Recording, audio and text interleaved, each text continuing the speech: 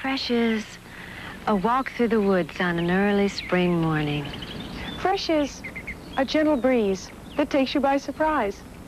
Fresh is simple with Summer's Eve, the most convenient disposable douche you can buy. This exclusive one-piece unit means there's nothing to assemble.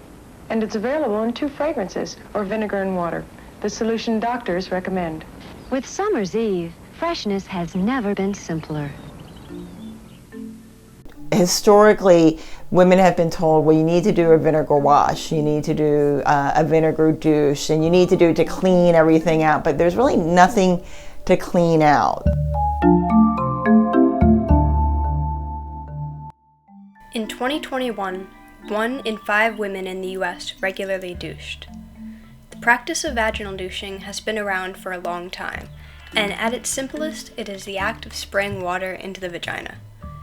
Today, douche equipment is commonly made up of a bulb and tube that are used to spray solutions like vinegar and water. Scented douches are extremely popular as well.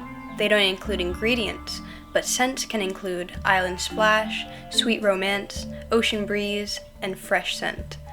The problem is, a vagina isn't supposed to smell like any of these things. The American College of Obstetricians and Gynecologists recommends that women not douche. Research links vaginal douching to ovarian and cervical cancer, pelvic inflammatory disease, ectopic pregnancy, bacterial vaginosis, and fertility problems. But even with all this research, 20% of women aged 15 to 44 in the US regularly douche for so-called hygiene reasons. The feminine cleaning product industry was valued at a little over $19 billion in 2020 and is expected to reach over $27 billion by 2027. But it's an entirely unnecessary industry because the vagina does not need to be cleaned. So the vagina maintains its own pH balance. It has its own, what we call, ecosystem. And so with its own ecosystem, it doesn't need anything else that makes the ecosystem grow or improve. It does kind of reset itself, reset the pH by itself. However, if it is exposed to external factors, fragrant products, additives that kind of throw the pH off, then you might get an imbalance, like good bacteria could die off and bad bacteria could overgrow. Yeast can overgrow, so you can develop what we call infections because of an overgrowth of a particular organism, not because necessarily that it just spontaneously came out of the vagina. This means that douching as a method of cleaning is unnecessary. So how did douching become so popular and stay that way even with all of this research opposing it? In 1889, Lysol disinfectant was first introduced by Gustav Rappenstråk to help control the cholera epidemic in Germany. By the 1920s, Lysol began to be marketed as a feminine hygiene product, encouraging housewives to douche regularly with the disinfectant. Lysol advertisements focused on the importance of feminine hygiene in marriage. It depicted images of humiliated women with dissatisfied husbands about to walk out on them. It shifted the blame for the husband's disinterest in the woman's lack of feminine hygiene. An essential facet of Lysol's rise as a feminine hygiene product was the Comstock Law, passed in 1873, which effectively made the selling and advertising of contraceptives illegal in the U.S. This remained until 1965. Because of these laws against selling contraceptives, early Lysol ads marketed using words like germ-free to refer to sperm or preventing pregnancy. The words feminine hygiene were used as a euphemism for birth control because of the Comstock Law. Other methods of birth control, like condoms, were costly and difficult to acquire in the early 20th century. The accessibility, lack of education around contraceptives, and price of douches made them the most common form of birth control from 1940 until 1960, when the pill was put on the market. But the problem with douching with Lysol was that it was a completely ineffective contraceptive, not to mention it was also extremely dangerous.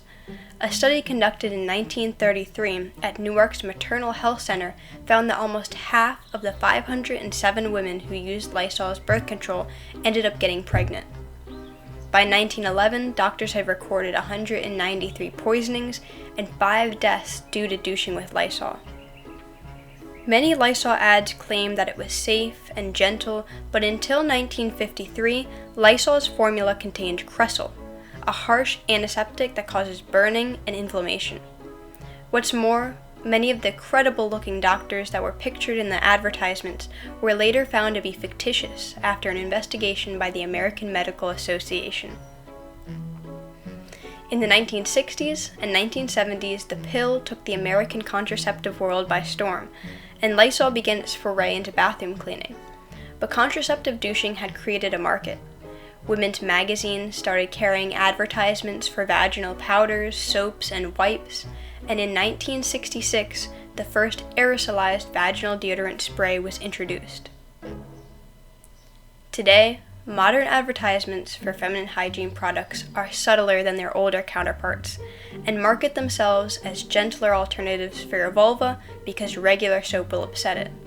But make no mistake, today's vaginal odor business relies as much on making women paranoid about their privates as it did in the early 20th century. We wonder why so many women today use douches, which are harmful to their health, but all around them they're being told that they are unclean. Even in 2020, this language persists of freshness and clean feeling. The vagina does not need to be cleaned. Regular soap used on the vulva when showers are taken will be enough to keep it clean. The practice of douching has continued from generation to generation, from mother to daughter, and it stems from a lack of education and the normalization of these products which harm people who have vaginas.